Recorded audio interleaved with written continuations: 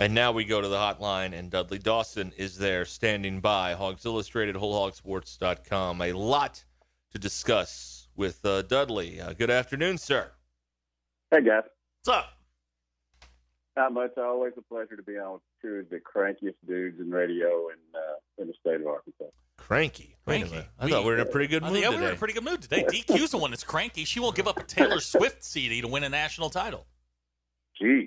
Yeah, exactly. I know. At her school. Yeah. Can you believe that? It's amazing. I don't know where to begin. Football or basketball, they're both kind of in front and center right now. But when we left you last, we didn't know technically what Jordan Walsh was going to do. And then minutes later, he became a Razorback, and this historic recruiting run for Eric Musselman continues here. Yeah. 5 top 100 kids, obviously 2 5-stars, and Nick Smith, the number 6 player in the country according to ESPN, and Jordan Walsh, the number 7 player. Overall, the number 2 class, I guess, by ESPN. It's been quite the run for them. Four of the 5 guys in that class were at Sunday's red-white game at Barney Hill Arena.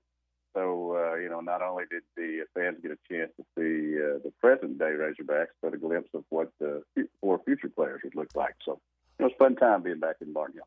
From what I remember, and I went to 4 of these during my college years through a drunken haze, the red-white game is nothing but a dunk fest. What did we learn watching this, watching them play a simulated game? That a lot of them have a lot of athleticism, length, that a lot of them can score, that some of them are interested in playing defense. And I think that one of the things I noticed most, even if it wasn't a get down and gritty defense, they were talking a lot on defense, talking more than they did last year. So I think that's a pretty good sign in terms of communication and looking to play defense because, while they all can score, playing defense in the SEC is going to be the big key in terms of where they're able to get in conference, and then once they get into the tournament, how far they're able to go. So who's the focal point? Who does this thing run through? Is it Devo Davis? Who's the main guy here with this team? It sure appears to me that Devo Davis is going to be at least one of them. Stanley Umude is another one. I'm very impressed with not only his physical gifts, but what he did mentally in the ball game in terms of getting himself open and just having a basketball feel for the game. I mean, he was one of the top 10 scorers in the NCAA last year. I think number 6 overall. So I think he's somebody. And then I was really impressed with, especially with Jalen Williams, who was coming off an injury. He was one of the ones I saw that was communicating a lot. He knocked down some 3-pointers, but he didn't take them out of the game. I think he took them into context of their play sets and all that. So, those were 3 that I was really impressed with. To be honest, the length, athleticism, and quickness of the team was just fascinating. Had seen one of their practices before, but not everybody had been practicing. I just think they've reloaded. I don't know how far they're going to go in the NCAA tournament this year, but he's wearing that portal out. Go back to a year ago when he was putting his team together and he had a bunch of new faces, kind of like he does this year. And they struggled early on. There were some first halves, things where it just wasn't gelling right away, and then they hit January and they just took off. Is this team ready to go day one, or is this going to be one of those things where it might take 6 weeks for them to sort of find their way?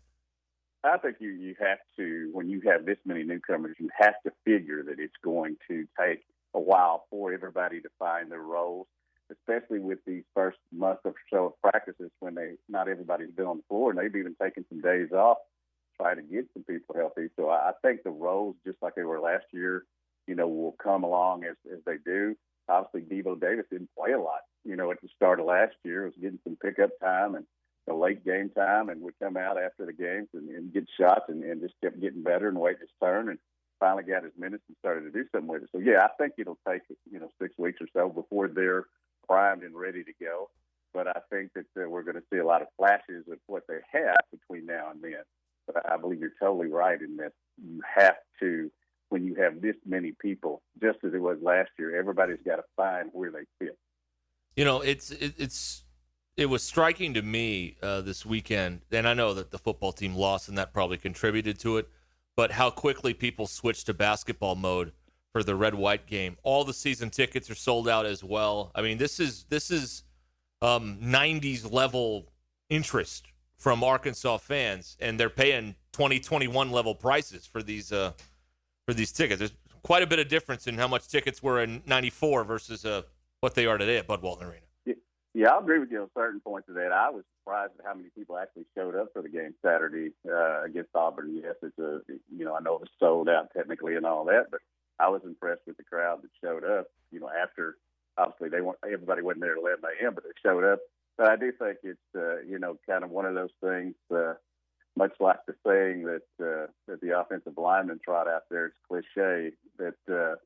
I'm moving on to basketball. As soon as they blow out UAPB and take out the open date in an 11 o'clock game, I'm sure, they'll be back to watch a little bit and see how things go the rest of the year. But yeah, it's been a 3-game losing streak. One of these games was a heartbreaker. The other one, as I said on Grant's show Monday, I think was as much about Arkansas losing the game as it was about Auburn winning it. And then, obviously, you get hammered by Georgia. And I agree with y'all's statement yesterday that it just took some of the life out of them when they went to Georgia. Yeah. There's nothing interesting about the preseason basketball slate. Zero. Nothing. I mean, outside of the one trip. The Kansas City thing's trip. Kind of interesting. Yeah, okay, but I'm talking about the games they scheduled. The games here. Yeah, are terrible. So football will take center stage provided they don't go 1-3 over the next, over their last 4 games. We're all assuming that they're going to win.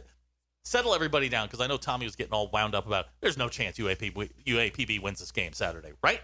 UAPB's average margin of losing against Division I Power 5 teams over the last decade has been 55 points. Okay. There we go. All right. There's your answer. So we can go through the bye week. What are they? I mean, LSU, we don't know what LSU is. Mississippi State seems gettable. And then you've got Alabama and Missouri. I mean, you could feasibly, if everything breaks right, go 3-1 down the stretch and go 8-4. Yeah, and I think it's a big deal. And I know some people thought of this as a cop out the other day when Coach Pittman brought it up, but I didn't. They are beat up, and they are, 1-22. They're much better than they are 1-44 or 1-85. They don't have enough good players to have the injuries that they have, and did not have, at times, whether it's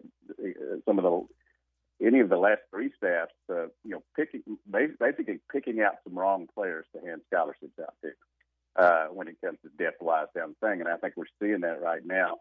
It would have been a big deal for them if they'd have won at Ole Miss, if they'd have gotten that done, but that's over. It didn't go. And as I said, while the injuries contributed last Saturday, love KJ Jefferson to death, but even if you're hurt, you got to make some of those runs instead of coming up and passing. And Davion Warren, you got to catch the pass. You can't lose the punt in the sun. Just so many things that help contribute to that. I really think that if Warren had caught that pass, and I'm not putting it all on him, but I think if he had caught that pass, they would have regathered themselves, and it would have been going down to the end of the game instead of Auburn looking to put it away. Did you? We're talking about Dudley Dawson here on Ruscin Zach. We played the Myron Cunningham clip yesterday where he said they wanted it more than us. Is that just a default answer in a press conference, or could that actually be possible that Auburn wanted the game more than Arkansas? And how does that make any sense if it is true? It doesn't make any sense, and I think, while I love you to death, I think he kind of oversold it yesterday. That dude was disappointed because his team lost 3 straight games. He was disappointed in the effort the offensive line had, and disappointed in their full effort going out there. And I think it was just a fallback thing. I know right now, and knowing the kid, who's obviously a grown young man now, but I know if he could take it back, he would.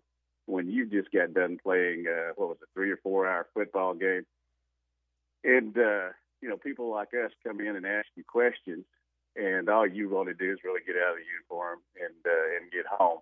It's a nice fallback answer, and then as soon as it comes out of your mouth, you go, "Man, should have done that." No. That's what Zach said, and I think you're right about that. Yeah. Is Jalen Catalon gone after this year? Ooh, that's a good question. I sure think so. I mean, you look at his average on all these mock drafts, and it's in the second round. I would think that you wouldn't come back and risk another injury that could maybe drop you down a little bit. But obviously, Coach Pittman, said that there's a chance that he does come back, and you have to ask Jalen. But I just, if his name was Jalen Dawson, we'd be talking to agents right now. Just a question, and you may not know the answer to this. How tall is he? He is about 5'11". Okay, so he's not a prototypical NFL He's safety. one of the guys I can talk to almost. Okay, all right. You don't have to stand out a box to talk to him. Is he a guy that might go that Dre Greenlaw route where he plays maybe a smaller linebacker in a 4-2-5? He doesn't have that the NFL wants their safeties at 6'2" and 230 pounds. He's great in a run game. He's got some issues in the pass game. Is he kind of a tweener? Oh, I would think so, and we see a lot of those guys succeed, but it's only if that size, it's only if they have the football instincts. I do think he has the football instincts, and I think that's why, these NFL guys think so highly of him. But yes, if he was 6'4", he might be in the upper part of the first round. Or if he was 220, he would be there. I mean, he's Steve Atwater stuck in a smaller body. That for the life of him, he's made the most of it. Even though we all know that he should have played more that first season under that guy. Oh no, he was great in the kneel down game when Morris trotted him out there. He was terrific in that. That's right. Yeah. He was their most valuable kneel down player. That's right. God, what a bonehead! And I'm stating the obvious here, but Burks is gone, right? Wouldn't again? If his name was Traylon Dawson, we'd be working on agents, and I can't see why you would come back if you do. Well, congratulations to you, and I'm sure that Sam Pittman and all those guys will be excited. But you just can't go into situations these days, even with NIL bringing money in, and I hear him do commercials on our station here. I just think that there's a pot of gold out there that's bigger and richer that you go ahead and collect. Well, instead of coming back again. It's different sports, but Daniel Gaffer got $40 million yesterday. Yeah. So and he got it yesterday because when he came out, not because he didn't wait another year. Right. That's the thing. That second contract is the thing, man. Give me a 30,000-foot view of the Spencer Rattler situation. Not that you know everything about it, but here you got a kid that is clearly high maintenance, and he's not going to be at OU next year because Caleb Williams now has the job. I mean, you run across guys like this. You talk to these guys a lot. I mean, this is a more common tale than maybe most of us know about, correct? Yes, and I would tell you that I don't know if I've told some people on this. I've told y'all the two most interesting people, and interesting being a kind word I'm using, that I talked to on the phone were Kyler Murray and the wide receiver Hill from Oklahoma State, who ended up obviously playing Kansas City. Spencer was right in that category as well because, he did have some interest in Arkansas, did talk to him. The fan base has tossed him aside. They're ready for the new guy. The new guy came out and started his own little Heisman Trophy campaign because nobody's really taken off on that. But I would be surprised if his people hadn't already talked to other people, and he'll be quarterbacking somewhere else next year. The problem is you don't have the thing that you had this last year when you can just transfer and get ready to go. So wherever he goes, you have to sit out a year. But he's going to have to rehab himself, and the fans have just let go of him, and that's certainly they have that right. But when that happens, I'd move on. Yeah. Now his dad's something else. His dad went on an Oklahoma City radio station and basically told everybody he's gone. Dads, moms, girlfriends, wives should all be loved, but they should never go on independent. It never works out. Like Fred Akers said, there's always an uncle. There's always an uncle. That's right. Hey, and sometimes it's not by birth. That's right. Yes. All right. Dudley, thank you so much for your time. We appreciate it.